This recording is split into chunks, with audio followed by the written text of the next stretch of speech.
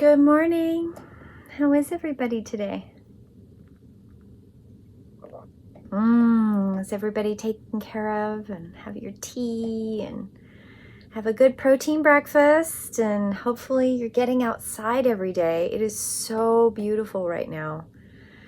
Yesterday was just gorgeous. Oh my goodness, the sunlight was so revitalizing and was so beautiful, and it was just amazing. Oh my goodness, it was amazing. Astra, I'm up here. Yeah, I'm up here. I'm talking to the camera. Yeah. You gonna come join me? You gonna come join me? Come here. Come say hi. You gonna come say hi? No? Okay. So it's Wednesday. I'm going to read a little bit out of Celtic Devotional. Womb of darkness, glimmer of the dawn, I arise from your embrace. Speaker in silences, spin my heart into your silence as I come before you. May I be one with the life of the universe in every breath I take. As the day brightens and the morning sings its lovely song, I turn to you, teacher of my soul, to reveal to me the answer of today's melody. And today's card is The Word Wants to Be Written. I remember all innocent victims of abuse, neglect, and violence. May a father's protection rescue them from danger, and may a mother's love heal them from their hurts. May the support of friends restore their confidence to live with joy. Many face insuperable difficulties around the world. Comforter of creatures, grant them the forthright, courageous hearts in the face of vicissitude. May I be prepared to set aside or change the plans of this day to follow the urgings of my spiritual service. May I be ever ready to dance with the spinner of the universe, to enter into the blessed land of youth. For the needs of all that I love, I ask the help of the holy ones. Blessings of the uncreated one and her child, uncreated light, be around and about me from morning to night. I also want to send a special blessing and prayer to all of the thousands of people that are suffering from earthquakes and natural disasters. And there's been a huge event and a great deal of suffering that's happened, and I just want to send light and love to all those people. I woke with the weight of that this morning, and then I did a little research online and discovered that there has been a natural disaster. I don't necessarily know all the time when something is coming or where something has happened. I just feel the weight of the suffering sometimes, the weight of the happening, the weight of the tragedy. And this will go out like a week after it happened, but it is one of those things that I woke up this morning and I looked it up and it made me really sad. So I just wanted a special prayer to go out. Today is Sacred Rebels Guidebook. The card is 42. The world wants to be written. The word wants to be written. I love the butterflies in that. I'm having a current fascination with butterflies. The symbolism is just amazing.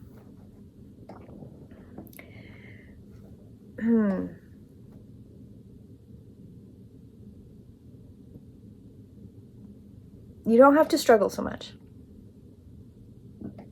It is more about allowing space for things to manifest and to let energy flow. The real struggle is not to find something. It is more about letting go of the idea that you need to search for your path in the first place. You see, the process of activating your life path is a natural one. The effort is in getting out of the way, not making something happen.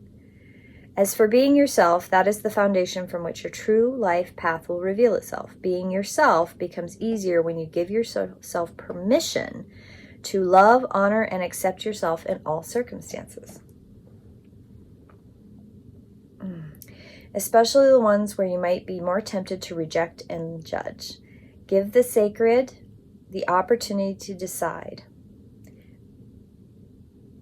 This oracle is the message that you are dreaming of or seeking to do, create, live, or manifest, and it's actually very natural for you. If you experience controlling manipulative forces when you were growing up, you have found it hard to access your natural state at the time. You would have been too busy trying to adapt to get through the trials of childhood. The natural self hasn't gone anywhere. It is still there within you. It is just about chipping away the walls of shame. This allows you to risk bearing the feeling of any shame that arises as you release old emotional wounds and break away from any restraints of unconditional self-love. The sacred within you can empower you to love yourself no matter what, simply because you want to. I love that. I pulled the card and I thought, oh my goodness, I should probably write today. So the prayer today is, I now choose to forgive and release any person, situation, or circumstance that has ever been a source of shame or shaming for me, whether conscious or unconscious. I now release this from my body, my mind, my heart through unconditional love. I choose to claim myself instead. I love, accept, and claim all of me under the loving protection of wisdom of life. I choose to live as myself. Now, I call on unconditionally loving assistance that life wishes to send me for this journey now. I honor my creative power and my innate worth, so be it. Okay, I'm going to read that again. It's a long one. I choose to forgive and release any person, situation, circumstance that has ever been a source of shame or shaming for me, whether conscious or unconscious. I now release from this body, mind, and heart through unconditional love. I choose to claim myself instead. I choose love, accept, and claim all of me under loving protection and wisdom of life. I choose to live as myself now. I call on the unconditionally loving assistance that life wishes to send for me on this journey now. I honor my creative power and my innate worth. Blessed be. I love that. I think that's a pretty powerful card. You know, creativity, I run across it all the time. I run across people all the time who say, I'm just not creative. Or I'm not an artist, or I can't draw, or I can't create like you do. That's not true. If you have an idea, you're creative. Everybody has ideas. Everybody has ideas. And those ideas are valid, and those ideas have worth, and those ideas have weight. It's your choice not to pay attention to them, or not do anything with them, or not share them. I totally get the fear of perfectionism. Like if you don't know how to do a thing, and if you can't do it right out the gate, you get kind of trapped in that perfectionism. Well, if I can't do it well right out the gate, then I'm not going to do it at all. And I get that. We've talked about that. But if you have an idea, write it down, share it, describe it to someone, share the idea, get the creative juices flowing and share them. I have more ideas than I can hold in my head. And I don't share a lot of them. Sometimes they get written down and stuffed in a sketchbook somewhere, and I don't see them for 10 years, and then I open the sketchbook and I go, wow, that was a really good idea. And sometimes they just go into a book and die. Creativity is who we are. Creative energy is how we are created. I mean, the whole idea that a sperm and an egg combine and multiply and then create a sentient being like it creates the organism that the sentient being lives within, but that's creativity. That's magnificent. It's just amazing that you can have that happen. It boggles my mind. It really does. Like, how does that actually happen? Creating life is creative. Create life. Creating something from seemingly nothing. But that's the thing. Everything comes from somewhere. And ideas in the universe are recreated and manifested. And I mean, human beings have an amazing power and an amazing potential for growth and sharing that creative power. And you create all the time. When you write in your journal, you create. When you make a new dish, you create. When you go to work and you write a contract, you're creating. Everybody's creating. Everybody's creating. Where is the transmutation of energy for you? I make things. I craft things. I'm very busy with my hands because my mind is also very busy. And I need to harness that to create beautiful things for other people, to transmute the energy, because that helps me not feel so clogged up and like I get backed up energetically, kind of like people get backed up in their colon when they're constipated. I get backed up energetically if I'm not creating, if I'm not making things, if I'm not getting that energy out. And some people struggle with inspiration. I've never struggled with inspiration. I am inspired by breathing. I am inspired by the people around me. I'm inspired by life. I love life and I love people. And I think it's really amazing that we have the ability to create and share that creativity with each other.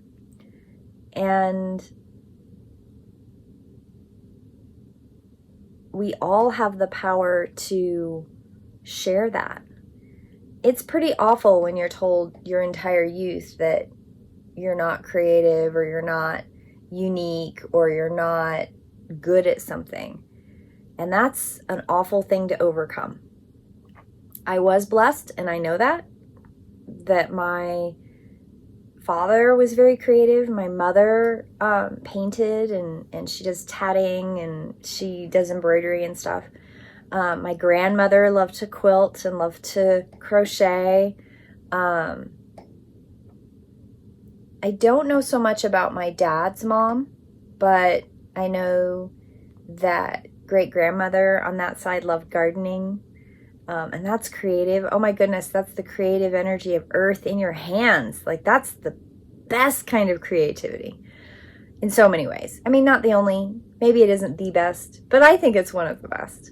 The ability to feel the earth and watch plants grow and learn the science and the seasons and the knowing and what plants to plant next to each other. I think that's a beautiful, beautiful creative skill. And I was talking with somebody recently and she said, well, I can't draw. And I said, well, there's books everywhere on how to learn how to draw. There are things you can learn. There are skills that you can learn to help you become better at whatever you want to be creative with. I create constantly. So when somebody tries to compare, well, I'm not creative like you, I have decades of creative experience. I am not, though, an expert on any one because I have my fingers in many pies. But I've gotten better at many things, seemingly because I do many things at one time. But it's actually just a perception from the outside. I'm not really an expert at anything, but I've gotten better at some things as time has gone on because I do them all the time.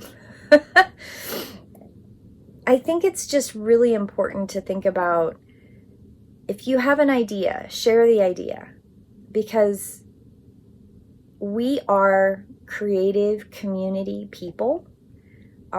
Ourselves, our entities, how we are as humans, we need each other.